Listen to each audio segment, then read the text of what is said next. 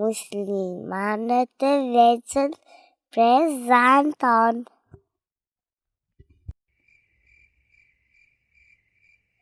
Muslimanët e veçën prezanton. Bismillahirrahmanirrahim. Alhamdulillahi rabbil alamin. Wassalatu wassalamu ala ashrafil anbiya'i wal mursalin. Si çdo punë të mirë, e fillojmë me emrin Allahut, të gjithë mëshirshmit, mëshirbërësit. Një tregim përpara gjumit. Ju pëlqen tregimet fëmijë? Dhe mua më pëlqen shumë. Le të vazhdojmë menjëherë me tregimin e parë.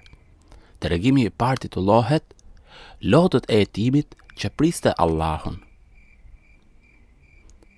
Një njeri, duke kaluar pranë një rruge të poshatisur, kur vëreti një djalosh që dukej inteligjent dhe mendje mprehtë, për teje i dobët. Njeriu i dha disa të holla dhe e pyeti: "Pse qëndron këtu djalosh?" Djaloshi u përgjigj: "Jam duke pritur Allahun që të vi dhe të kujdeset për mua, zotëri." Njeriu u habit dhe tha: "E pret Allahun?"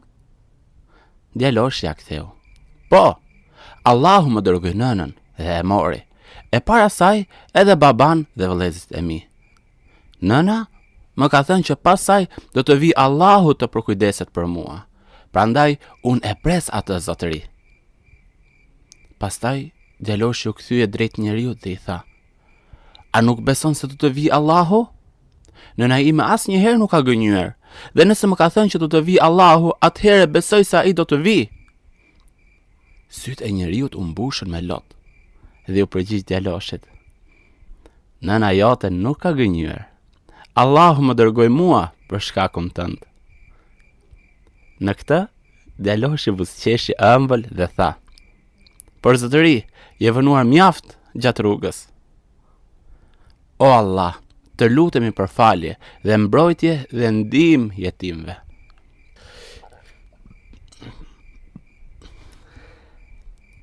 Ma mbylli gojën bariu i tyre.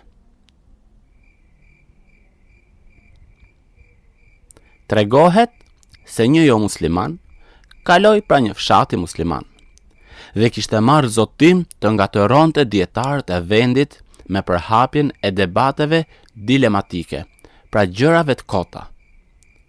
Por përpara se të mbërrinte në fshat, kaloi pra një bariu. Tha me vete: "Le të filloj këtë herë me këtë bari të paditur dhe ta ngatroj në fenë e tij." Pasi u prezantua si musliman, mori të flisë dhe i tha bariut: "Ne si musliman e kemi të vështirë ta mësojmë Kur'anin, përmendesh. E ke parasysh, ai ka 30 xhuze. Pastaj ka shumë temat përsëritura. Pse mos i fshim fare? Ato thjesht janë fjalë që përsëriten, apo jo?" Pastaj duke qeshur tinës, vijoj: "Kështu, duke eliminuar gjërat e përsëritura, reduktojmë numrin e xhuzeve dhe kemi më të lehtë ta mësojmë Kur'anin, përmendesh." Gjatë gjithë kohës, bariu po e dëgjonte me vëmendje dhe ja ktheu: "Fjalë bindëse, shumë interesante." Jo muslimani u gëzua pa mas, me bindjen se bariu ra në grackën e tij. "Por kam një pyetje", vijoi bariu. "A nuk ke në trupin tënd gjymtyr të përsëritura? 2 duar, 2 këmbë, 2 sy, 2 vesh, e tjerë. Përse nuk i pret këto gjymtyr të përsëritura? Sepse do lehtësohesh, edhe do të normalizohet pesha dhe të bën dobi më shumë ushqimi. Gjithashtu do pushosh nga bartja e këtyre gjymtyrëve të përsëritura dhe të padobishme." Pas kësaj, jo muslimani u ngrit me të shpejt dhe tha: "Ma mbylli gojën bariu i tyre, imagjino çfarë do bëjnë dietarët e tyre", dhe u largua me fytyrë të nxirë. Mashallah. Erdhi për të na vjedhur, por ja vodhën zemrën. Një natë, një hajdut hyn në shtëpinë e Malik ibn Dinar, radiallahu anhu. Por u dëshpërua së tepërmi kur vëreti se nuk ka asgjë për të vjedhur. Hasi Malikun, i cili sapo e përfundoi namazin. Dhe qet i tha: "Erdhe për pasuritë të dunjas, të cilën nuk e gjete. A mund të të ofroj diçka nga furnizimi për ahiret?" Hajduti ul dhe filloi të dëgjoj. Ishte aq i tronditur nga fjalët e Malikut, sa që shkoi me të në namaz të sabahut. Njerëzit në xhami mbetën të habitur me ardhen e imamit të asaj kohe me hajdutin më të njohur të vendit. E pyetën Malik ibn Dinarin, radiallahu anhu: "Si është e mundur kjo?" Ai u përgjigj: "Ai erdhi tek ne për të na vjedhur, por ne ja vodhëm zemrën e tij." Elhamdulillah. Kopraci dhe ari i tij. Dikur jetonte një koprac, i cili e kishte fshehur arin e tij nga sytë e njerëzve, të groposur në një dru. Çdo javë ky njeri vinte tek druri për ta parë arin e tij, e pastaj përsëri e fuste nën tokë. Mirë po, në një rast, dikush e kishte vërejtur dhe ja vodhi arin. Kur kopraci erdhi për ta parë arin, e vërejtjes ishte zhdukur. Filloi të shkuli flokët, duke bërtitur derisa dëgjuan të gjithë fqinjët, të cilët erdhën për ta parë ku qëndron problemi. Kopraci u tregoi se si kishte zakon ta shikoj arin e tij, i cili tashmë ishte vjedhur. Njëri nga fqinjët e tij tha: "A ke marrë diçka nga ari kur vije më parë?" Kopraci tha: "Jo, vetëm e shikoja, pastaj e ktheja prapë në vend."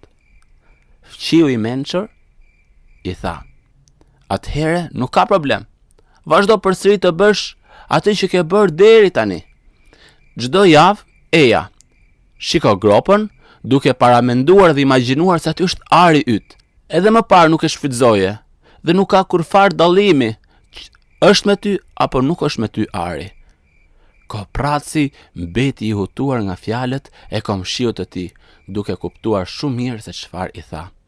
Mesazhi: pasuria që nuk shfrytëzohet është sikur mos të ekzistojë fare. Prandaj pasurinë shfrytëzoj në hajër dhe në dobi, dhe jepni prej saj atë që e takon Allahut lartësuar. Plaku i varfër dhe të rinjtë arrogant.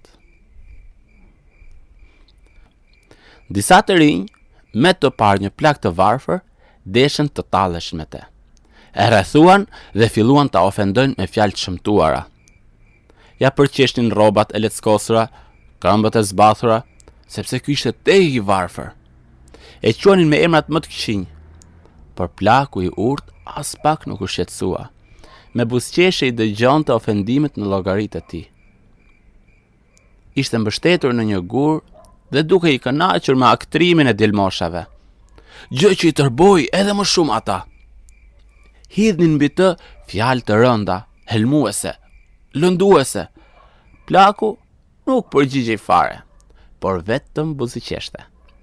Në fund, kur djelmoshat u lodhen dhe i harxhuan të gjithë fjalët e shëmtuara që kishin, plaku i pyeti: "A jeni kënaqur? A thua ofendimi im ju kënaqi? Nëse ju jeni të kënaqur e të disponuar, edhe unë jam i kënaqur." E pyetën: "A thua nuk ndihesh i përqeshur dhe ofenduar për gjithë këtë tallje që ne të bëm ty?" Plaku i urtë u përgjigj: "Do ju shpjegoj përse nuk më keni ofenduar dhe as lënduar. Për së pari, mu përgjigjuni në këtë pyetje: çfarë ndodh me letrën që i dërgohet personit të caktuar dhe i nuk dëshiron ta pranojë letrën?" Ata ju përgjigjen: "Si çfarë bëhet? Letra i kthehet atij që e ka dërguar."